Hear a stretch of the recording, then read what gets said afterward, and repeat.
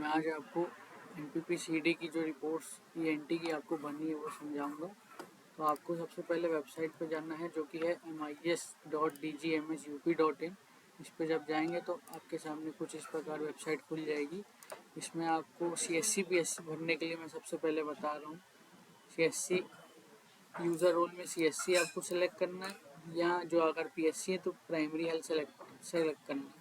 CSC select करके इसका ID password जो आपको दिया गया उससे आप लॉगिन करेंगे।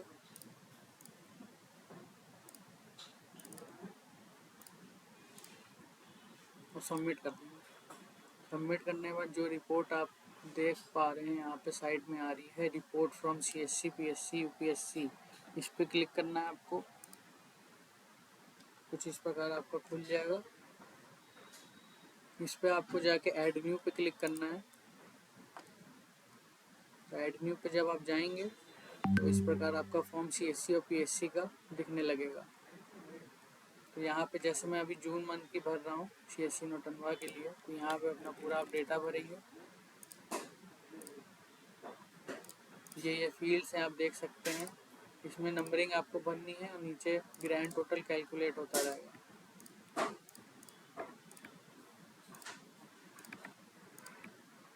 ऐसे ही करके आपको आखिरी में सबमिट कर देना है। सबमिट करेंगे जैसे ही आप, तो आपका डेटा बाहर टेबल में शो दिखने लगेगा कि आपका डेटा जून मंथ का फिल हो चुका है। अब आप दोबारा जून मंथ का डेटा नहीं भर सकते हैं। आप अगर आपने गलती से कुछ गलत नंबरिंग डाल दी है तो आप जाके एडिट कर सकते हैं। एक्शन कॉलम में जाके एडिट बटन पे क्लिक करके यहाँ से अपडेट पे क्लिक करेंगे, आपका डेटा अपडेट हो जाएगा। ये पॉपअप आएगा कि फॉर्म आपका अपडेट हो चुका है।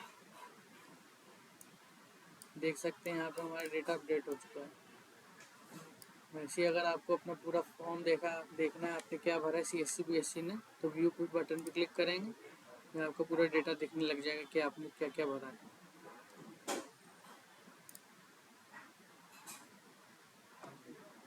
ऐसे ही अगर आपको अपनी रिपोर्ट अगर डाउनलोड करनी होगी तो यहाँ पे आपको अपने मंथ सेलेक्ट करना है कि किस मंथ का आप डेटा चाह रहे हैं। जैसे जून मंथ का भरा तो जून मंथ पे क्लिक करके सर्च कर देंगे तो आपका डेटा शो करने लगेगा, और डाउनलोड पे क्लिक करेंगे तो आपका डेटा CSC PSC का जो भी होगा डाउनलोड हो जाएगा।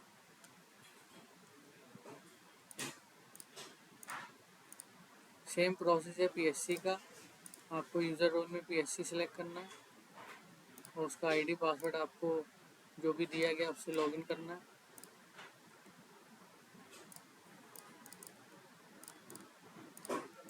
और सबमिट कर देना। सबमिट करने के बाद इसी सेम रिपोर्ट पे आपको जाना है, रिपोर्ट फ्रॉम CSC PSC, और ऐड न्यू करना है। सेम फॉर्म है जो CSC में दिख रहा था वही PSC में दिखेगा, और सबमिट कर देना। सबमिट करेंगे तो डेटा आपका दिखने लग जाएगा, किसने भरा है वो आपको पता चल जाएगा, उसका पूरा डेटा आ जाएगा। अब यहाँ पे देख सकते हैं, यहाँ पे स्टेटस वेरीफाई आ रहा है करके।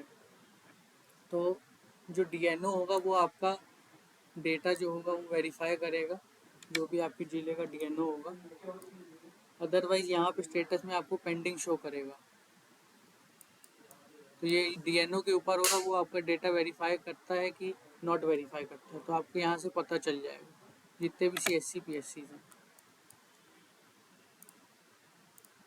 इसी प्रकार हम DH पे जाएंगे।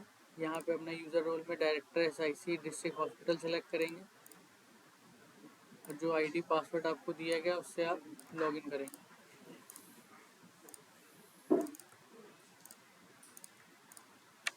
लॉगिन करने के बाद इस प्रकार DH और SH का डैशबोर्ड दिखेगा।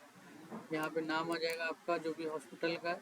आपको इस रिपोर्ट पे जाना है जो कि है report from district combined and SH to be submitted by ENT surgeon CMS incharge पे जाना है। इस पे जाके आपको सेम आपको ऐड न्यू पे क्लिक करना है। आपका DH और SH का फॉर्म सेम है, तो आपको इस पूरी डिटेल्स को भर देना है। जैसे ही आप सबमिट करेंगे आपका डेटा बाहर शो करने लग जाएगा टेबल में कि आपने डेटा भर दिया जून का, इस हॉस्पिटल ने भरा है, ये उसकी डिटेल्स हैं। स्टेटस जैसे अभी मैं बता रहा था यहाँ पेंडिंग आ रहा है। DNO जो होगा आपके डेटा को व्यू करके वो वेरीफाई करेगा। अगर उसको समझ में आएगा कि गलत आपने भरा तो वो नॉट वेरीफाई कर देगा और आपका स्टेटस दिखने लगेगा। कि आप नॉट वेरीफाइड हैं। तो आप एडिट पे जाके डेटा को अपने सही कर सकते हैं और अपडेट कर सकते हैं। जैसे ही आप अपना डेटा अपडेट करेंगे, वही सेम चीज़ आपको डीएनओ अब देख लेगा कि आपने डेटा अपडेट कर दिया, तो अगर उसका मन होगा तो वो वेरीफाई कर देगा, आपको यहाँ पे शो करने लगेगा। तो इसी प्रकार आपको एसएच के लिए भी मैं बता देता हूँ। एसएच के लिए आपको यूज़र रोल में आना है और यूज़र रोल में आके आपको स्पेशल हॉस्पिटल सेलेक्ट करना है। जो भी आपको स्पेशल हॉस्पिटल की आईडी दी गई है उससे लॉगिन करके सबमिट करना, और सेम फॉर्म खुलेगा जो कि डीएच में था। सेम प्रोसेस जो डीएच में था वही एसएच यूज़र्स को भी फॉलो करना है। अब मैं आपको यूज़र रोल बता रहा हूँ सब सेंटर का। सब सेंटर के लिए आपको जो सब सेंटर की आईडी दी गई है उससे लॉगिन करना है।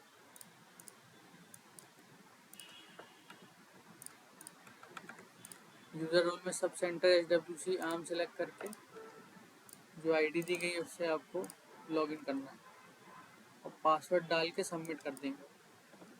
तो आप जैसे देख सकते हैं यहाँ पे डैशबोर्ड खुल जाएगा एस सब सेंटर का, और यहाँ पे जाना है रिपोर्ट फ्रॉम एससी। यहाँ पे भी आपको ऐड न्यू का बटन दिखेगा, इस पे जाके सब सेंटर वाले जितने हैं उनको ये अपना डेटा भरना है। जैसे कि मैं अभी जून का भर चुका हूँ, और अगर मैं सबमिट करूँगा तो दिखाएगा कि you have already field data for this month. तो मतलब आप एक महीने में एक ही डेटा अपना भर सकते हैं। जैसे मैंने जून का भरा हुआ है एससी शदीपुर का, जैसे देख सकते हैं यहाँ पे स्टेटस पेंडिंग आ रहा है। आपको याद रखिए सब अपनी डिटेल्स जितना भी फॉर्म में है आपको पूरी भरनी है, और व्यू पे जाएंगे तो आपका डेटा जो भी आपने भरा है यहाँ से सब सेंटर का दिखने लगेगा कि क्या क्या आपने भरा है। अगर गलत भरती है तो एडिट पे जाके उस पर्टिकुलर डेटा को आप एडिट कर सकते हैं।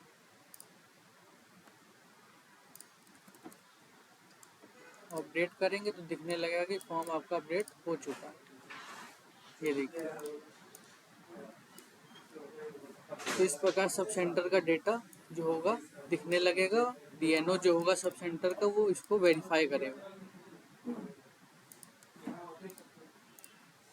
अब मैं मेडिकल कॉलेज का भी बता दे रहा हूँ। यूज़र रोल में आपको जाना है और मेडिकल कॉलेज सेलेक्ट करना है, और जो मेडिकल कॉलेज की आपको आईडी मिली है तो आपको डालना है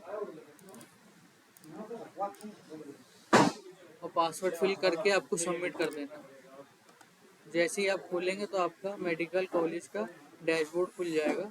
इसमें आपको इस रिपोर्ट में जाना है जो कि है report from medical college to be submitted by HOD and ENT। इसमें जाके आपको ऐड न्यू पे क्लिक करना है।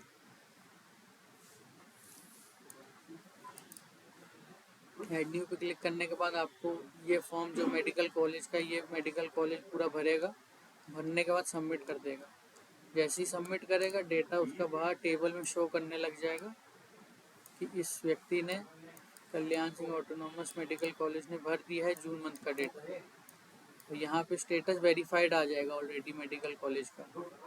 तो यहाँ से आप व्यू कर सकते हैं डेटा को, और एडिट करने के लिए एडिट बटन पे क्लिक करेंगे तो आपका डेटा जो होगा वो एडिट हो पाएगा।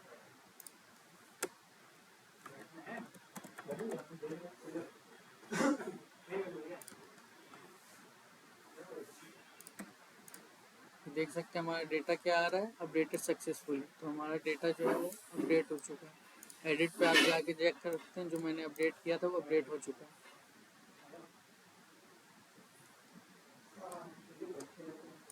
तो इस प्रकार हमारे जितने भी फॉर्म्स हैं CSC PSC DH और SH और सब सेंटर मेडिकल कॉलेज इस प्रकार फिल करेंगे। और डीएनओ का मैं बता देता हूँ। डीएनओ क्या करेगा, यूज़र रोल में जाके डीएनओ NPPCD सेलेक्ट करेगा।